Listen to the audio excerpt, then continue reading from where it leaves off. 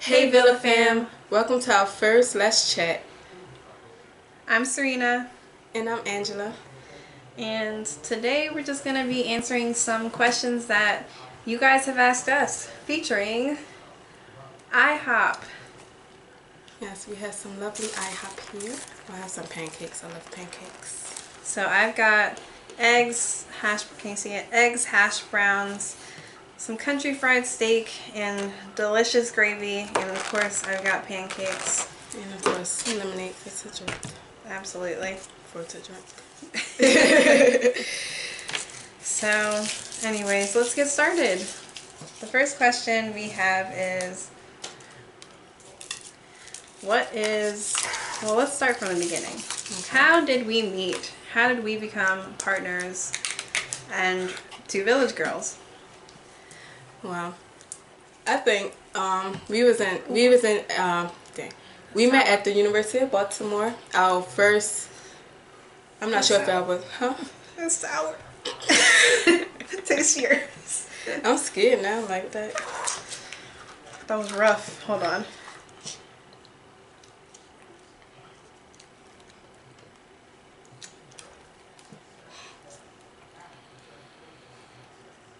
It tastes the same.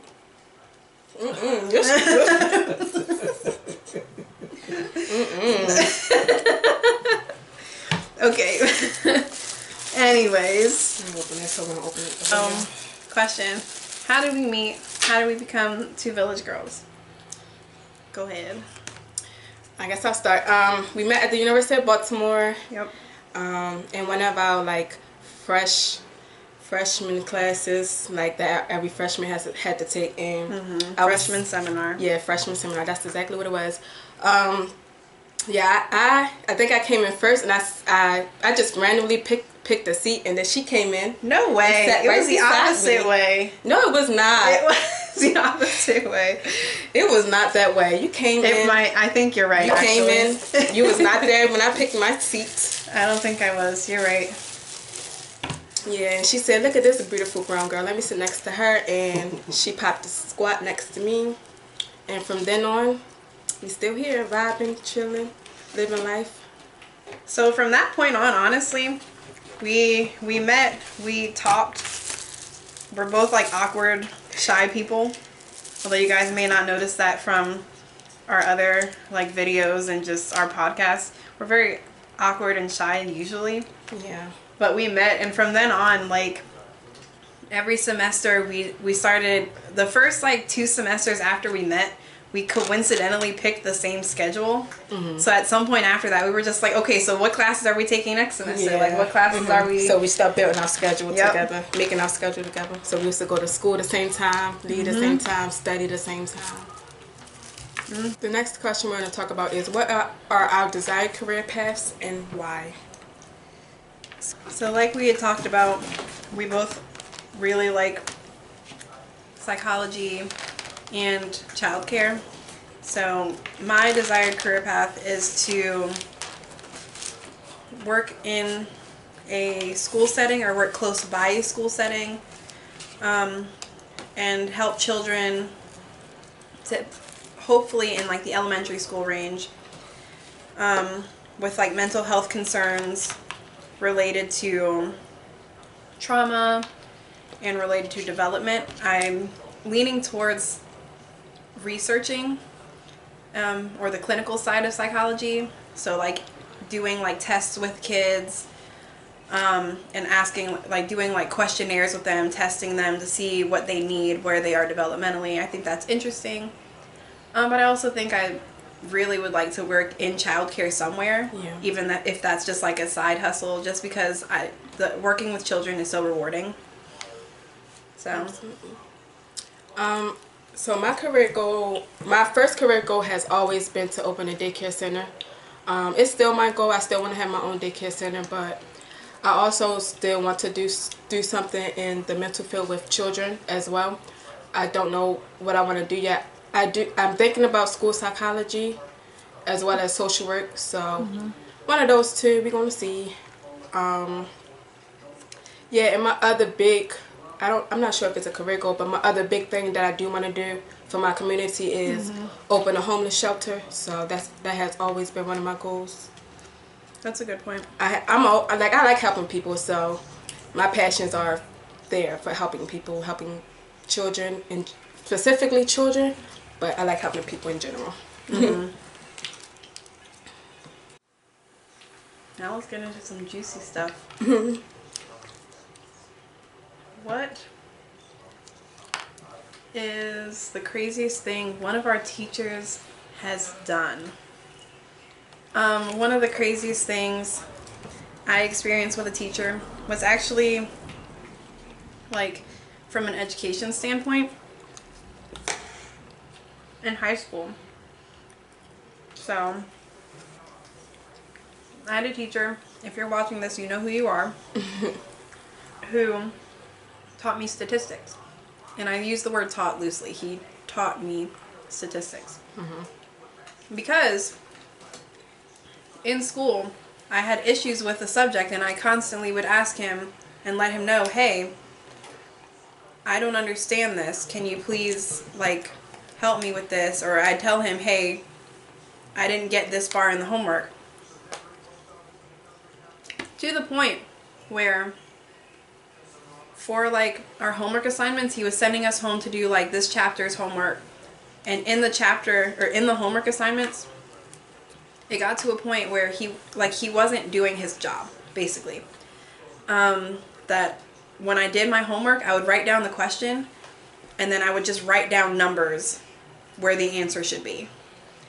And he would walk by, he'd look, he'd flip the paper, and he'd be like, okay, good, check. And I was done.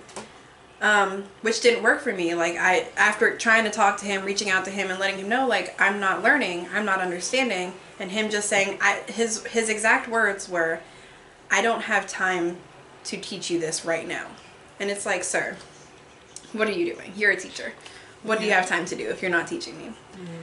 And so one day I called him out on it, and I told him, like, hey, I'm not here to be your friend. You're not teaching me, and you're not doing your job. I'm here to learn, and I'm not learning from you. And the crazy part about that situation was the next day I went back to that class, and another teacher had pulled me aside and said, like, hey, you hurt this man's feelings. You need to go back and apologize to him. And I'm like, I need to apologize to this man because I asked him to teach me and he didn't want to. And he was like, well, the man has feelings. And it's like, I respect his feelings. Yeah. But if the shoe fits, why am I a mean person for telling him I wanted him to teach me? And so they made me go back and apologize, which was like the craziest experience I'd ever had, because I'm like, I shouldn't have been wrong. And then they'd send me to the principal. And he was like, well, if you really need math help, then he should be tutoring you. And so this man went as far as, the teacher came as far as, like, he was supposed to tutor me at a certain time, which was during my lunch period. So I ate my lunch first, but he didn't like that I was eating my lunch first. So he came to the cafeteria and just stood over me. And I mean, like, he just stood over me while I talked to my friends. Wow. While I was eating. And I'm like, he's like, you know, we have tutoring. And I'm like, yes, I know. Yeah. And it was so awkward. That's crazy. It's really crazy. I don't really feel like I have any. None of my teachers haven't really done anything crazy. Like, Really? I really have normal teachers. Like, I mean, and when I was in high school, all my teachers were there. They wanted us to succeed, so it was just like very Must helpful. be nice. And I don't remember no elementary school or middle school, so I don't know. I don't have any crazy experiences. Lucky you. I can go on and on. You guys want an episode? Or a series, even. Just kidding. Well, that's a good question. How do you feel about adoption? Ooh. So, as we all know at this point, if you don't know, currently Angie and I don't have kids. But in alignment with us just both being similar at heart, we both are open to adoption and plan on adopting when we do start having kids. Yeah. Because of our passion for helping children and just having a big family. I think everyone deserves a home, Yeah, absolutely. I think that's why I want to do it so badly, because like I feel as though it's a lot of kids that just really need that support, that loving family, and I know I'll be able to give it. So I really do want to adopt. That's one of my goals when I get a little older.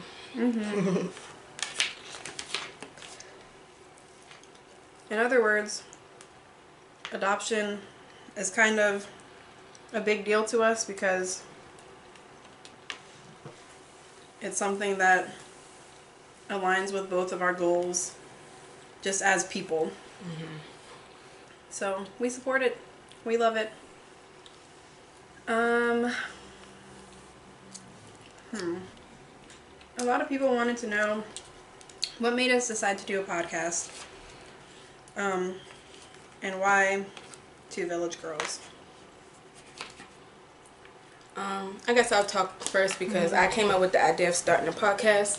I just thought that we could, do something that could be beneficial to you guys and everyone when you guys are raising your children in The village. Yeah. We take family very seriously. Like, our family is very important to us. So when we talk about building our village, like one important factor is family. Like, that's important to have supportive family, supportive friends around you as you go through school, as you go through your different journeys in life. So that's why we wanted to start the podcast, as well as talk about childcare, because that's where we have the most knowledge at, and that's what we know where we can. That's where we know we can teach you guys, help teach you guys, and help you guys prepare your little ones for school and their future. That's why we also feel like it's important, like when we make our episodes, to let you guys know that we are speaking strictly from a teaching perspective, because we've got the certifications, we've got the first degree, and we always let you know, like, there's room for us to grow too, and we're always asking for feedback, especially from like the parent side of things, because we see parents from a teacher perspective, and we respect them wholeheartedly. Absolutely. And we never want to like speak for them or negate their experiences, because your experience as parents, as part of the village, are important to us. You're the village. The podcast has been transitioning to YouTube, mostly to make everything smoother, make everything in one place. Yeah. We still plan on having our podcast episodes, which you guys can probably see now on YouTube. And like we say, we encourage you guys to keep interacting and let us know what you have questions about. If you have any questions about us as people. Yeah, we love to answer them. And we'd even like to hear if you think there's something different we can talk about, or different that we can say from like your experiences or from what you've known and learned. We're open to having all kinds of conversations. Absolutely. How we came up with the name Two Village Girls? I don't know. I think finding the name was hard for us at first. Okay, we had this one name in mind, We the Village, and we was really stuck on that name. Like, we loved the idea of like We the Village. But of course somebody already has that name, so we decided we wanted to, have a name that nobody have already. So it took us some time to come up with Two Village Girls. Like, that was the hardest part, honestly. I'm pretty sure she threw the idea at me. Two Village Girls. I don't even think I came up with that one. But names are definitely hard. Oh yeah. That was the hardest part. Like, talking, even though we're shy and awkward sometimes, like, talking about things we're passionate about, that came easy to us. Yeah, absolutely. But the name, that was the hardest part, because it's like, what captures us and our goal? Like, what communicates what we, like, want to do with the name? Right. And we've always been incorporating the village into everything. We think that everyone, like she said, family, that village, that bond with everyone is important. So absolutely. It ended up coming together. Yep. Two Village Girls. Okay. Our next question is, what drew us towards the child care field? We kind of touched on that. So, the child care field is something I've always been interested in because I like to be a child advocate. For those of you who don't know, I grew up in foster care, and I felt like I needed more of a village for myself. Like, looking back now, I felt like I would have benefited from having a village and someone to help advocate for me and teach me. So, childcare just came second nature to me because I knew what I didn't like growing up, and I had experience not just from like my biological family, but from different families I lived with along the way. So I have an idea, or I had an idea of like what different households were like and what foster care was like generally, and it just bothered me to know that like people experience what I experience and people experience worse than what I experience, and not being able to like do anything about it. So working in childcare and working in mental health with childcare, my goal is to like break that cycle, break that stigma, and hopefully just if I can save one person from experiencing what I experienced, that's my goal in life. Absolutely. So yeah, that's how I got into the passion for childcare. I got into childcare. I think for me, it's a more of a nurturing standpoint. So I think, like when I was younger, I always wished that I was in an environment where I was. I'm not gonna say I wasn't loved, but more love, like more affection was shown, more care was shown. I don't know. I feel like, I feel like I just want to give children that environment where they can come and they can come and learn. They can come and still be treated fairly, nice, loved. So I want to have my own daycare where I provide those necessary things for children. And yeah, specifically, I do want to work in, with the younger children, because I just feel like that's where it should start. Like you start while they're young for them to have a better future when they get older. So you just instill as much as you can into them so they can be the best future adult they can be. Absolutely. So that's my goal, and that's why I wanted to do childcare. And somehow we met, and here we are. Have we ever had any bad experiences with daycare or working at a daycare? I haven't had any experience at a bad experience at a daycare or working with a daycare center because I haven't worked at a daycare center yet, so I haven't had those experiences yet. Or I don't, and like you guys know, we don't have children, so I haven't been looking for no daycare because I don't have any children. So have you had any bad experiences?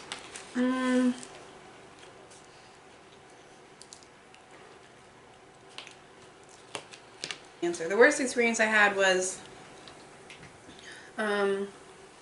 having a manager that was focused on just meeting like student requirements, and they weren't focused on just like the center aspect of it. And what I mean by that is at one point I had worked in a center where we, like in typical centers, you have to pass like inspections and you have to meet a certain amount of like hours and criteria.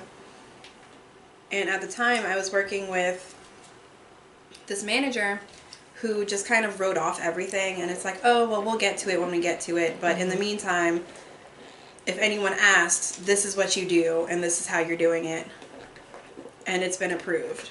And I didn't agree with that because I felt like it would impact how the school is run or how the center was being run, especially if I'm being told that I'm doing something, or I'm supposed to be like basically lying on myself, and I didn't feel right about putting my license, my certifications in jeopardy for that.